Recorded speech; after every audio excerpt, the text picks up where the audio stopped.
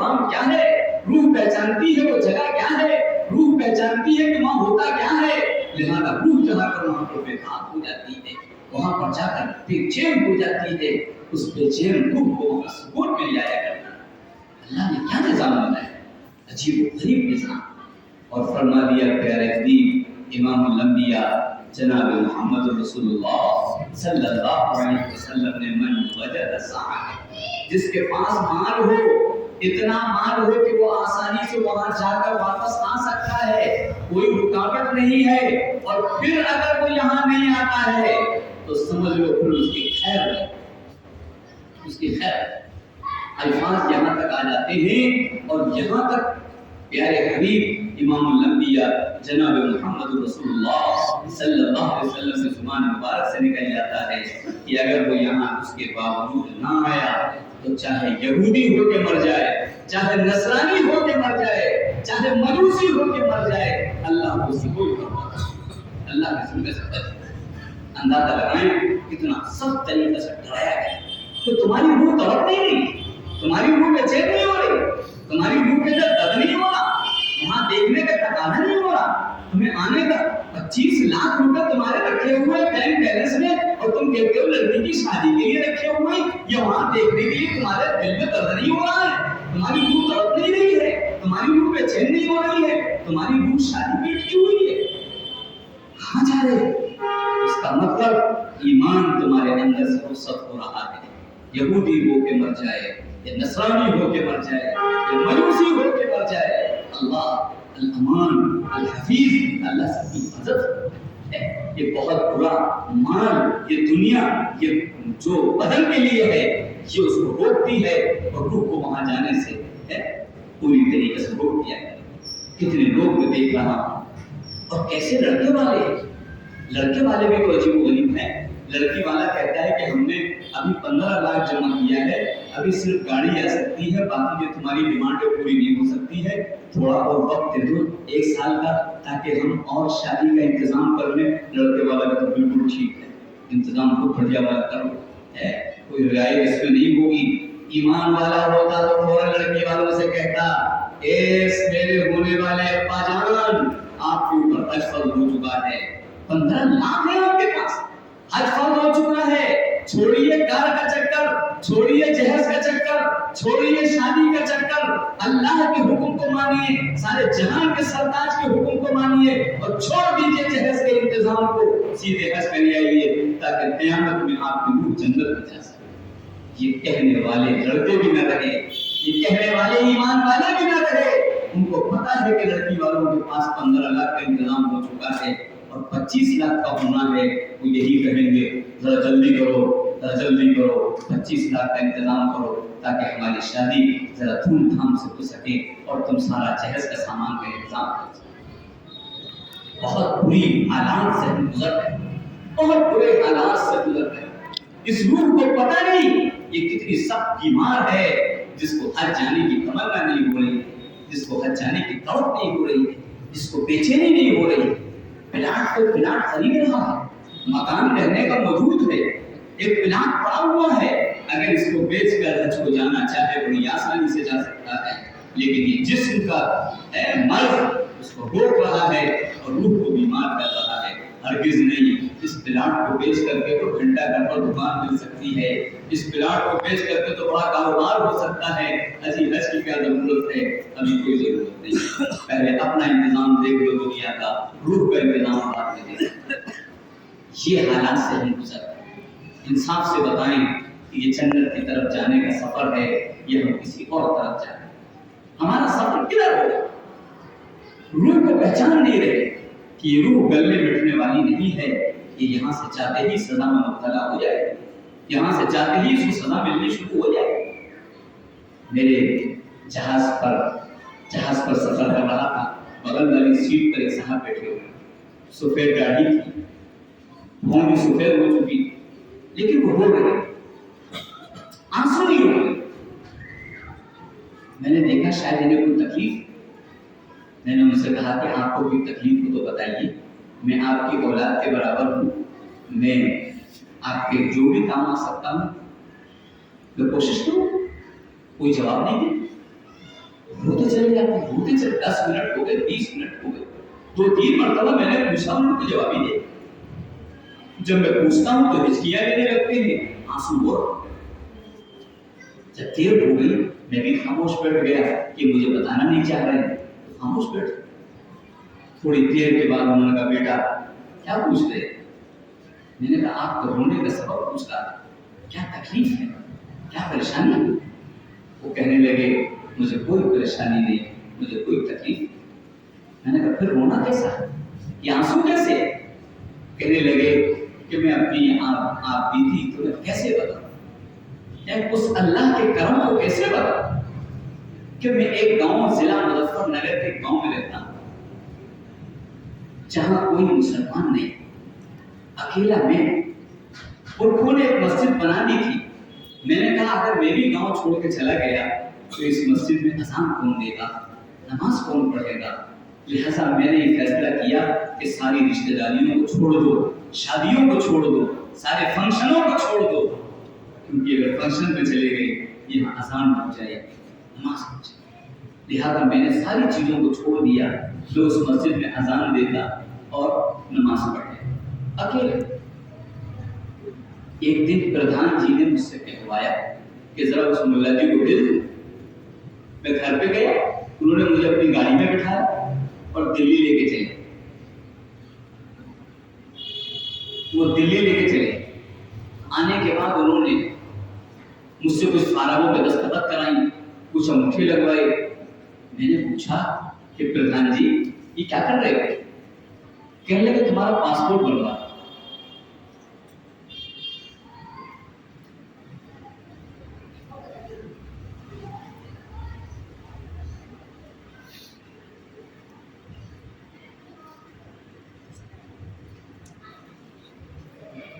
तो मेरा जहन फौरन मुंतकिल हुआ कि ये लगता है कि मैं अकेला मुसलमान हूँ। ये लोग कहते रहते हैं कि दो स्थान, कब्रिस्तान या पाकिस्तान, लगता है मुझे ये पाकिस्तान भेजना चाहिए। मैंने कहा, प्रधान जी मुझसे कौन सी गलती हुई? ये क्या मतलब, क्या मेरा पासपोर्ट क्यों बन रहा? मुझे पाकिस्तान भेजना चाहते? तो प्रधान जी ने कहा कि तुमने ऐसी बुरी बात सोची, तुम्हें किसी ने कुछ बताया नहीं? मैंने कहा, मुझे तो किसी ने कुछ नहीं बताया। क्या है? कहने लगे, मैं 1-2 दिन पहले दिल्ली से एयरपोर्ट के सामने गुजर रहा था, मैंने देखा कुछ लोग सफेद कपड़े पहने हुए, एक सफेद चादर ओढ़े हुए हैं, एक सफेद चादर बांधे हुए हैं, और लोग उनको ऐसे घेर के खड़े हुए हैं। इतना अच्छा मंजर मुझे लगा। मैंने कहा, ये कौन है?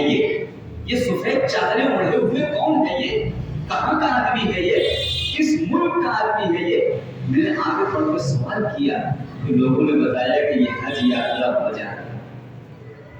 ये हज यात्रा, कि हज यात्रा पर जाने वाला ऐसे पहनता है? हाँ, हज यात्रा पर जाने वाला सिले कपड़े उतार देता है, सारे कपड़ों को छोड़ देता है, 2 चादरों को पहन लेता है, एक सफेद चादर बांध लेता है, एक सफेद चादर ओढ़ लेता है। अच्छा, तो कहने लगा कि मुझे इतना खूबसूरत ये मंजर लगा, जब तक वो हज यात्रा पर जाने वाला एयरपोर्ट के अंदर नहीं चला गया, मैं उसको हंस हंस खड़ा देखता रहा। बड़ा प्यारा मंजर लगा, बड़ा दिल को बांधा, इसलिए कि रूह तो रूह के मंजर को भी पहचानेगी।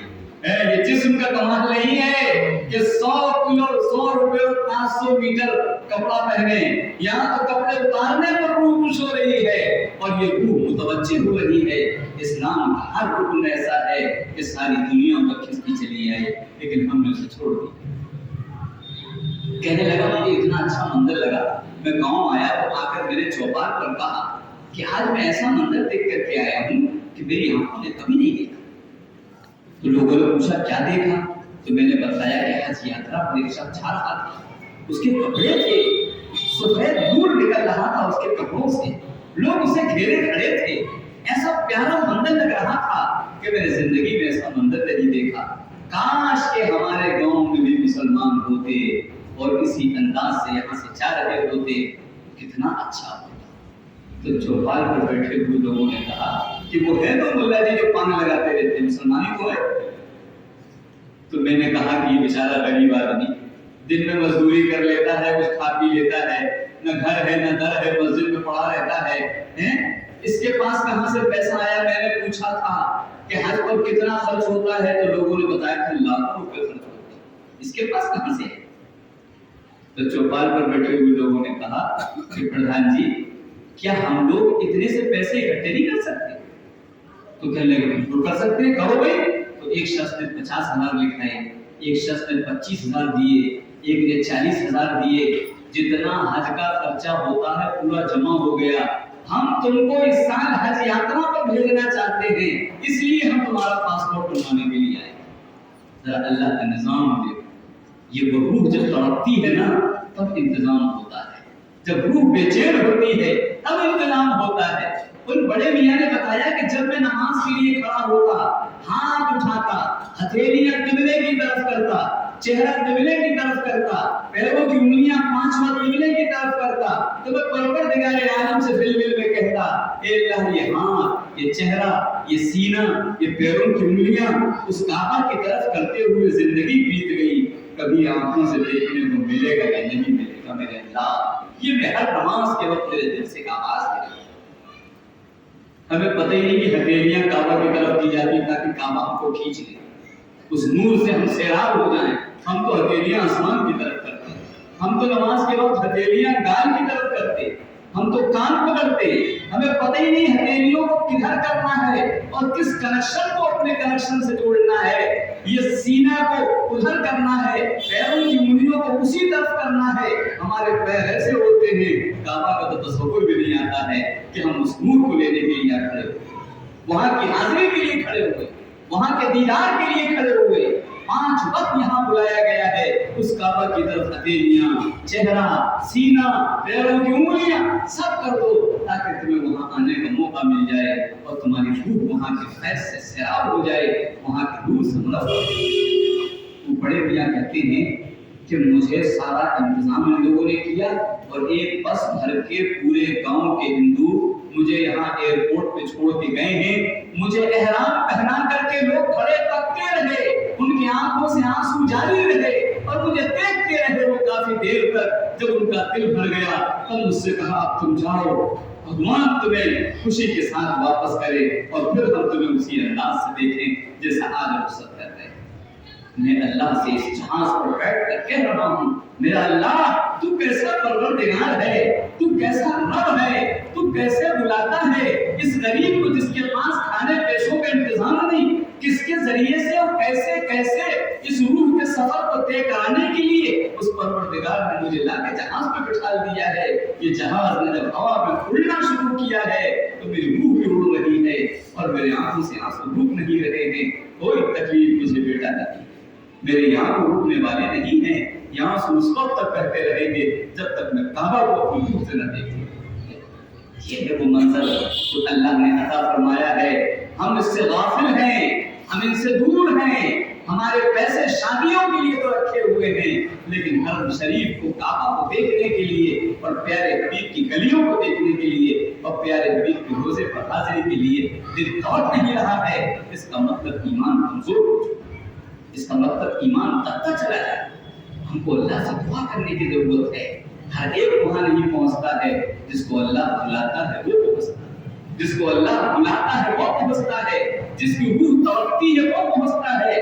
میں نے دیکھا ہے رکشا چلانے والے حج کریے، رکشا چلانے والے میری آنکھوں نے دیکھا، رکشا چلانے والے حج کریے اور میری آنکھوں نے اور آپ کی تاریخ نے یہ بھی دیکھا ہوگا کہ مغلوں کی حکومت کتنے عرصے تک رہی، سینکڑوں سال رہی، لیکن مغل بادشاہوں میں سے ایک بھی بادشاہ حج نہیں کر پایا، کوئی حج نہیں کر پایا۔ بادشاہوں کا تاج محل، لال قلعے، کیسی کیسی عمارتیں، لاکھوں کروڑوں اربوں روپیے، لیکن وہاں کی حاضری نصیب نہیں۔ میں نے ایسے لوگ بھی دیکھے جن کا پاسپورٹ بن گیا، حج کی منظوری آ گئی، جانے کا وقت آیا، پیر پھسلا، گرے، کولے کی ہڈی ٹوٹ گئی، حج سے محروم ہو۔ میں نے ایسے لوگ بھی دیکھے جن لوگوں نے پاسپورٹ بنوایا، حج کی منظوری ہوئی، جدہ اتر گئے اور और चलता उतरने के बाद अकेले पड़ा और कहते हैं मुझे जल्दी से घर पहुंचाओ, मैं खाना नहीं देखूंगा, मैं अपने बच्चों को देखूंगा। दूसरा टिकट बैठा के दूसरे जहाज में बिठा ला, लौट के फिर अपने मिलता। मियाँ हर एक को नहीं मिला करता, तवक्कुल की जरूरत है, ईमान पैदा करने की जरूरत है, तब जाके वो जगह मिलेगी, वो मकाम मिलेगा, वो चीजें मिलेंगी। अगर हमने तवक्कुल शुरू किया और अल्लाह को बुलाना ना शुरू किया, प्यारे हबीब से मोहब्बत न की, तो याद रखिए ये मंजर देखने को नहीं मिलेगी। फरमाया कि दूसरी चीज ये है,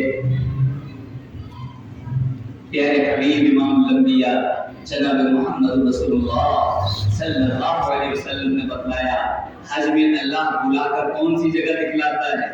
वो जगह दिखलाता है जहां पर हजरत इब्राहिम ने अपने बेटे के गले पे छुरी चलाई। आंखों से आके देखो, मामूली बात नहीं है, खेल तमाशा नहीं है, कोई कहानी नहीं है। जो 70-80 साल के बुढ़ापे के अंदर अल्लाह किसी को औलाद दे और अकलौती औलाद दे और फिर अल्लाह ये कहे कि इसकी गर्दन पर छुरी चला दो, मामूली बात समझते हो? ये सुन लेना आसान है, सुना लेना आसान है, लेकिन जिस वक्त ये मंजर था, ये सभी आसमान गूंज रहे थे। वो मंजर आओ, वो जगह अपनी आंखों से देखो, उसी जगह पर आकर ज़ियारत करो जो इब्राहिम को शैतान आकर के बड़ी बड़ी भयानक शक्ल बना कर खड़े होकर डरा रहा था।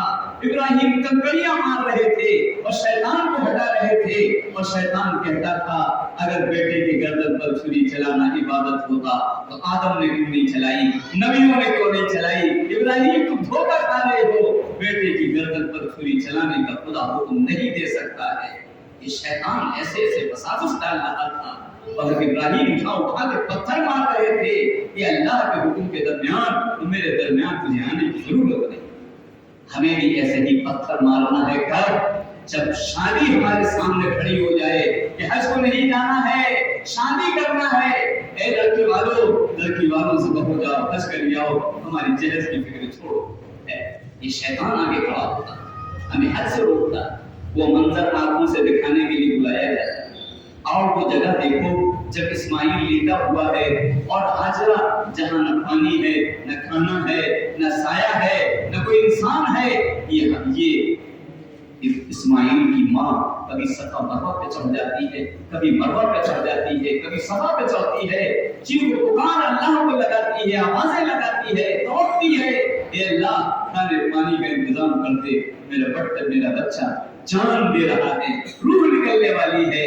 अल्लाह ने उसकी आवाज को सुना और समसम पानी को निकाला। आओ उस सफा पे तुम भी खड़े होकर मांग लो, क्या मांगना चाहते हो? उस औरत ने मांगा था तो मैंने समसम दे दिया, उस औरत ने मांगा था आबादी यहाँ कर दी, उस औरत ने मांगा था सब कुछ मैंने पूरा कर दिया। आओ तुम्हारी तमन्ना हो तो इस मरवा पे खड़े होकर मांग लो, इस सफा पे खड़े होकर मांग लो, मैं तुम्हारी सारी शादियों का इंतजाम कर दूंगा, तुम्हारे मकानों का इंतजाम कर दूंगा, जिसको छोड़कर तुम मुझे राजी करने के लिए आए हो और अपनी रूह को जन्नत में ले जाने के लिए आए, उस मकाम को देखने के लिए बुलाया। और फरमाया पूरी दुनिया में यह मंजर नजर आना चाहिए। अगर कोई हज को नहीं आ पाता है तब भी उसे अपने घर के सहन में, अपने घर के आंगन में उस हज की याद को जिंदा करना है। और जिस तरह हजरत इस्माइल की जगह पर उस दुम्बे पर छुरी चली थी, ऐसे ही तुमको भी जानवर निकाल करके छुरी चलाकर उस हज के मंजर को अपने घरों में जिंदा कर, अपने घरों में जिंदा। इससे तुम्हारी रूह का तफर हो, इससे तुम्हारी रूह जन्नत में जाने वाली बने। हमारे पास अगर हज पे जाने के पैसे नहीं, कुर्बानी के तो हैं, उसको भी हम करने को तैयार। पीसीओ लोग मसला पूछने आते हैं, मौलवी साहब बीवी के पास जेवर तो है, उस पर ज़कात फर्ज है, लेकिन मेरे ऊपर कर्जा बहुत है। जेवर बीवी के पास है, कर्जा तुम्हारे ऊपर है। बीवी का कुर्बानी फर्ज है और अपना कर्जा उसमें ऐड करे दे रहे हो। क्या हो गया है तुम लोगों को? तुम्हें वो कुर्बानी भी याद नहीं आ रही है। ये छोटी सी कुर्बानी देनी है, उसको भी तैयार नहीं हो रहे हो। ये छोटी सी कुर्बानी, हज की कुर्बानी क्या दोगे? तो अपनी सहन के अंदर भी कुर्बानी करने को तैयार। कितना सब पैसा खर्च हो, पूरे घर की तरफ से एक भाई कमाता है, दूसरे भाई के पास बैंक बैलेंस है, अम्मा के पास जेवर है, बीवी के पास जेवर है, सब पर कुर्बानी फर्ज है। एक बकरा लिया है, कहा कुर्बानी हो गई, ऐसे कुर्बानी हो। ذرا قربانی کا منظر دیکھو. ابراہیم علیہ السلام اپنے ہاتھ سے چھری چلا رہے ہیں باپ کی قربانی. ماں اپنے بیٹے کو رخصت کر رہی ہے, یہ بیٹی ماں کی قربانی, اور وہ بیٹا اپنے منہ سے کہہ رہا ہے فانظر ماذا ترى. ابراہیم پوچھ رہے ہیں کہ بیٹا بتا کہ میں نے تجھے ذبح کرتے دیکھا ہے, میں ذبح کروں یا نہ کروں. ابراہیم کو پوچھنے کی ضرورت نہیں تھی, اگر بچہ انکار کر دیتا تو بھی وہ چھری چلا دیتے, اللہ کا حکم تھا. لیکن بیٹے کو بھی قربانی دینی ہے, اس لیے بیٹے سے بھی کہلوایا جا رہا ہے. بیٹا کہتا ہے میرے ابا جان یا ابت افعل ما تؤمر ستجدنی ان شاء اللہ من الصابرین. اے ابا, اے میرے ابا جان, جو اللہ نے حکم دیا ہے جلدی آپ اس کو پورا کیجیے, میرے گردن کو کاٹ کے الگ کر دیجیے, میرے ٹکڑے کر دیجیے, میں تیار ہوں. یہ بیٹے کی طرف سے قربانی ہے, تو ماں بھی قربانی پیش کر رہی ہے, بیٹا بھی قربانی پیش کر رہا ہے, باپ بھی قربانی پیش کر رہا ہے. سب کی الگ الگ قربانی ہے, اور ہم کہتے ہیں ایک بکرا سب کی طرف سے. ماں کی قربانی کہاں گئی, وہ بیوی کی قربانی کہاں گئی, تمہارے بھیا کی قربانی کہاں گئی؟ سب پیسے لیے بیٹھے ہو, زیور لیے بیٹھے ہو, اور ایک پکڑا کر کے ساری قربانیوں کو لٹا دے رہے. وہ تمہیں منظر یاد نہیں آ رہا, تمہاری روح پیاسی ہے, تمہاری روح بھوکی ہے, تم اس تعلق کو قائم نہیں کر رہے. اس لیے میرے بھائیوں, ایک تو قربانی کو وہ دل کھول کر ہر ایک کی طرف سے ذرا منظر سوچو. اما عائشہ صدیقہ رضی اللہ تعالیٰ عنہ ارشاد فرماتی ہے پیارے حبیب کے گھر میں 3 مہینے گزر جاتے تھے, چولہا نہیں جلتا.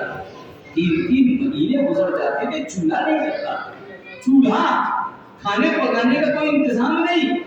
لیکن جب بقرعید آتی تھی, یہ حج کا دن آتا تھا, یہ حج کا منظر آتا تھا, تو سارے سہان کے سرکار قربانی کرتے تھے. یہاں تک کہ 100 اونٹ آپ نے قربانی کی. 100 اونٹ. اندازہ لگائیے, یہ امت کو بتایا ہے اے لوگوں اس میں کفر نہ کرنا, اس میں پیسے نہ بچانا.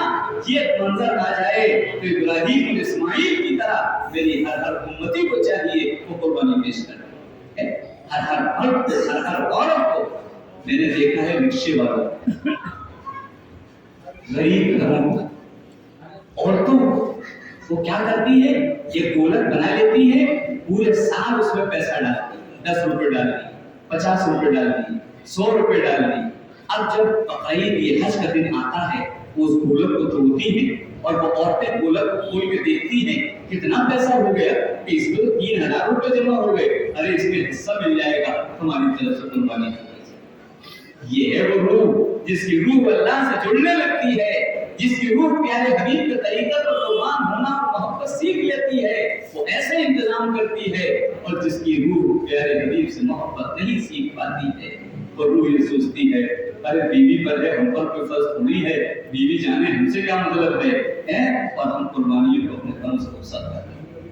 ایک چیز یاد, چھوٹے چھوٹے بچوں کو قربانی بتائیں, بیٹا یہ 10 روپے تمہیں کھانے کے لیے دیے گئے, 2 روپے گولک میں ڈال دو, 8 روپے کھا لو, جب بقرعید آئے گی, حج کے دن آئیں گے, بیٹا اپنی طرف سے قربانی کرنا ہے. یہ بیٹوں کے اندر جذبے پیدا کرنے کی ضرورت ہے. آج ہم یہ جذبے اپنی اولادوں کے اندر پیدا نہیں کرتے. اس مہینے کو تو ہم نے بڑا دور لے جا کے پڑھا دیا. یہ مہینہ جب آتا ہے قربانی کی تیاری کا, حج کی تیاری کا, تو ہمارے یہاں کیا کہا جاتا ہے, کسی عورت سے پوچھو کون سا مہینہ چل رہا ہے, تو وہ کہتی ہے خالی کمر. کہ میں اپنے یہاں کی بتا رہا ہوں, یہاں کی مجھے نہیں معلوم. عورتوں سے پوچھنا کہ یہ مہینے کا نام کون سا ہے اس وقت چل رہا ہے, تو عورتیں بتاتی ہیں خالی کا مہینہ. جس میں حج ہے, جس میں حج کی تیاریاں ہیں, جس کو قربانی کی تیاریاں ہیں, اس کو خالی کا مہینہ. اگر وہ قرآن پاک پڑھی ہوتی, اگر وہ عورت اس مدرسے میں آئی ہوتی بچپنے میں, اور ان مدرسوں کے اندر جھانکا بھی ہوتا اس نے, تو کبھی زندگی کو خالی کا مہینہ نہیں کہہ سکتی تھی. یہ اتنا بھرا مہینہ ہے. قرآن کہتا ہے منہا اربعۃ حرم, 4 مہینوں میں سے یہ مہینہ اللہ کے نزدیک بڑا بھرا ہوا, بڑا عزت والا, عظمت والا مہینہ ہے. اور یہ امتی کہتی خالی کا مہینہ کیا ہو گیا ہے. قربانی کا انتظام نہ کیا تو خالی ہو ہی جائے گا, روح بھی خالی اور جسم بھی خالی ہو چکا ہے. قربانی کا انتظام نہیں, حج کا انتظام نہیں, حج کے گھروں میں تذکرے نہیں، قربانی کا تذکرہ نہیں، 10-15 دن رہ گئے ہیں اور قربانی کا ذکر ہمارے گھروں میں نہیں ہو رہا، حج کا ذکر ہمارے گھروں میں نہیں ہو رہا۔ اس ذکر کرنا چاہیے، فضائل حج روزانہ پڑھی جائے، حج کا تذکرہ کیا جائے، مدینوں کی گلیاں پڑھی جائیں، کعبہ کی گلیاں پڑھی جائیں، کعبہ کی دیواریں پڑھی جائیں، حجر اسود کو پڑھا جائے، میزاب رحمت کو پڑھا جائے، عرفات اور منی اور مزدلفہ کو پڑھا جائے، تاکہ ہماری روح پوری طریقے سے طاقتور ہو کر جنت میں جانے والی بن جائے۔ اس روح کا انتظام کرنے کے لیے ان چیزوں کو اللہ نے آسمان سے نازل کیا ہے۔ دوسری چیز یہ ہے، جب قربانی جو کرتے ہیں وہ چند باتوں کا ایک دو باتیں صرف مختصر وقت ہے، ایک دو باتیں ذکر کی جائے۔ ایک تو یہ ہے کہ جب قربانی کی جائے سب کو کھڑا ہونا چاہیے، سامنے قربانی کرنی چاہیے، تاکہ ہمارے اندر تڑپ پیدا ہو کہ ہم اپنی بھی جان کی بازی ایسے ہی لگا دیں گے جیسے کہ ہم اس وقت بازی کو لگا رہے ہیں، ہم ایسے ہی تیار ہیں اللہ کے لیے، پیارے حبیب کے لیے، یہ جذبہ پیدا کرنے کے لیے سامنے کھڑا ہو۔ دوسری چیز یہ کہ جب چھری چلائی جائے تو جس کے ہاتھ میں چھری ہو وہ بسم اللہ اللہ اکبر پڑھے۔ اگر کاٹنے والے نے اس کو چھری پہ ہاتھ لگا دیا تو اس کاٹنے والے کو بھی بسم اللہ اللہ اکبر پڑھنا ہے۔ اگر دوسرے کا ہاتھ چھری پہ لگ گیا اس کو بھی بسم اللہ اللہ اکبر پڑھنا ہے۔ اگر اس نے نہیں پڑھا تو قربانی کے اندر شبہ پیدا ہو جائے، حلال ہونے کے اندر شبہ پیدا ہو جائے۔ جس کا ہاتھ چھری پر لگے سب کو بسم اللہ اللہ اکبر پڑھنا۔ بعضی علاقوں کے اندر پڑی ہوئی چھری چلتی ہے، بسم اللہ اللہ ہوتے ہی نہیں۔ بعضی علاقوں میں منہ میں گٹکا بھرا ہوا ہے کاٹنے والے، پورا گال سوجا ہوا، اگر بولے گا بسم اللہ تو منہ سے گٹکا باہر آ جائے، تو گونگا بن کر کے پوری طاقت لگا رہا ہوتا ہے چھری پہ اور اپنے ہمارے جانور کو حرام کر رہا ہوتا ہے۔ اس کا خیال رکھنا ہے کہ اگر کسی کا ہاتھ چھری پر لگے تو اس سے کہا جائے زور سے کہو بسم اللہ اللہ، اس کے اندر کوتاہی ہو۔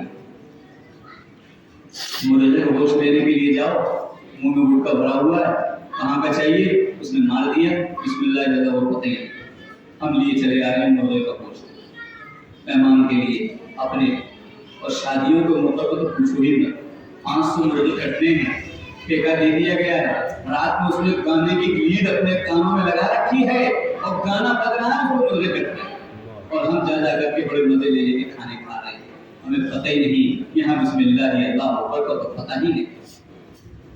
جب روح مردہ ہو جاتی ہے تو ساری چیزیں مردہ ہو جاتی ہیں، یہ ہماری روح کی کمی ہے جس نے اللہ کے نام کو بھی یاد رکھا۔ ایک بسم اللہ اللہ اکبر کے بارے میں غور کریں۔ دوسری چیز یہ ہے کہ ہماری زبان پر یہ ہوتا ہے کہ پچھلے سال وہ اماں کے نام کی تھی، اس سال ابا کے نام کی کر دیں، بہت غلط جملہ ہے یہ، عام طور سے جملہ ہے، پچھلے سال بیوی کے نام کی تھی، اس سال اپنے نام کی کر دیں۔ میں نے کیا کہہ رہے ہو زبان سے، بھائی سوچ سمجھ کے بول لے۔ قربانی صرف اللہ کے نام کی ہوتی ہے، اماں ابا کے نام کی نہیں ہوتی۔ تو ابا کے نام کی اماں کے نام کی قربانی کر رہا ہوں، بیوی کے نام کی اپنے نام کی قربانی کر رہا ہوں۔ ارے قربانی اللہ کے نام پر ہوتی ہے، کسی کے نام پر نہیں۔ فَكُلُوا مِمَّا ذُكِرَ اسْمُ اللَّهِ عَلَيْهِ، صرف اللہ کا نام لیا جائے گا، کسی کے نام کی قربانی نہیں۔ کیسے بولنا چاہیے؟ بولنے میں غلطی ہو، بولنا یوں چاہیے کہ ہم نے ابا کی طرف سے قربانی کی تھی، اماں کی طرف سے بھی قربانی کر لی ہے، اپنی طرف سے قربانی کر دیں اللہ کے نام پر، اللہ کے نام پر، اماں کی طرف سے، ابا کی طرف سے، اپنی طرف سے، بیوی کی طرف سے، یہ جملہ ہونا چاہیے۔ ہماری زبان پر ہوتا ہے اماں کے نام پر قربانی کی تھی، اب پھر ابا کے نام پر قربانی کی، غلط جملہ، اس کو درست کرنا چاہیے۔ دو باتیں ہو گئی۔ تیسری بات قربانی کے سلسلے میں آخری یہ ہے کہ جب ہم ذبح کرتے ہیں تو ذبح کرنے کے بعد بغیر ٹھنڈے کیے ہوئے اس کی کھال اتارنا شروع کرتے ہیں، اس کو ٹھنڈا ہو جانے دیں، اس کے بعد کھال اتارنا۔ اب ٹھنڈا کرنے کے لیے کاٹنے والا کیا کرتا ہے؟ وہ ایک حرکت کر دیتا ہے کہ کاٹنے کے بعد وہ کہتا ہے کہ مجھے بھی 4 5 10 15 جگہ تک قربانی کرنی ہے، اگر ٹھنڈا ہونے کا انتظام کیے تو کاٹنے دینے کے لیے کیا کروں؟ وہ چھری کی نوک لیتا ہے اور اس کے دل میں مارتا ہے، اور جیسے ہی دل میں چھری ماری جاتی ہے وہ جو دماغ کا اور دل کا کنیکشن جو خون نکال رہا ہوتا ہے وہ کٹ جاتا ہے۔ صبح کرنے سے خون باہر نکالا جاتا ہے کیونکہ خون حرام ہے، خون کو نہ پیا جا سکتا ہے نہ کھایا جا سکتا۔ تو پورا جب تک خون بدن سے نہ نکل جائے اس وقت تک جانور ٹھنڈا نہیں ہوتا۔ یہ سارا خون جب نکل جاتا ہے وہ ٹھنڈا ہو جاتا ہے، اب یہ گوشت کھایا جا سکتا ہے۔ ہم کیا کرتے ہیں کاٹنے والے کہ جلدی ٹھنڈا ہو جائے اس کے دل میں یا اس کے دماغ میں ہم چھری کی نوک مارتے ہیں، جس سے وہ خون کے نکالنے والا جو کنیکشن ہے وہ ٹوٹ جاتا ہے اور خون گوشت کے اندر جم جاتا ہے۔ اسی لیے چھٹے کا کھانا حرام ہے، اس لیے کہ خون نہیں نکلا ہوتا ہے وہ گوشت کے اندر موجود ہوتا ہے۔ تو یہ بھی طریقے سے بچنا چاہیے کہ ٹھنڈا کرنے کے لیے اس کی نوک کو دل میں یا دماغ میں مارنے کے لیے نہیں دیتے۔ جیسے صبح ہو جائے چھری ہاتھ میں لے لو کہ الگ ہٹ جاؤ، جب تک جانور ٹھنڈا نہیں ہوگا ہم اس کی کھال اتار دینے دیں، پورا خون نکل جانے اس کے بعد آگے کا کام کیا جائے۔ اس میں بہت ہوتا ہے۔ تو یہ 3 باتیں اس وقت ذکر کی گئی ہیں، ان کو دھیان رکھ کر کے، اور جن کو قربانی ابھی تک نہیں کی ہے ان کو چاہیے کہ فوراً اپنے پیسوں کو سمیٹے، گھر میں تانبے اور پیتل کے برتن رکھے ہیں بیچ دیجیے۔ یہ تانبے اور پیتل کے برتن کس کام کے ہیں؟ ان کو بیچ کر کے قربانی پیش کر دیجیے۔ یہ اللہ کے لیے، اس حج کو یاد کرنے کے لیے، اس منظر کو یاد کرنے کے لیے، بسم اللہ اللہ اکبر ہر گلی سے آواز اٹھنے کے لیے، ہر مکان سے آواز اٹھنے کے لیے اللہ نے اس قربانی کو بنایا ہے تاکہ یہ روح جنت میں جانے والی بن جائے۔ اللہ اس حقیقت کو سمجھ کر ہم سب کو روح کی فکر کرنے کی توفیق نصیب فرمائے۔ یہ مدرسوں کے اندر بچوں کو قرآن جو پڑھایا جا رہا ہے روح تازہ ہوتی ہے، روح اس سے طاقتور ہوتی ہے۔ یہ قربانی، یہ حج ہے، یہ خالی کا مہینہ، اس مہینے کو کوئی نہ کہے، اس مہینے کو ذی القعدہ اس کا نام ہے، صحیح نام لیا جائے۔ بھرا ہوا مہینہ ہے، عظمتوں والا مہینہ ہے، عزت والا مہینہ ہے، خالی کا مہینہ ہے، اس کو نہیں کہا جا سکتا۔ اللہ تعالیٰ ان گزارشات کو قبول فرمائے اور ہم سب کو سنائی سنی ہوئی بات کے اوپر عمل کرنے کی توفیق نصیب فرمائے۔ وآخر دعوانا ان الحمد للہ رب العالمین۔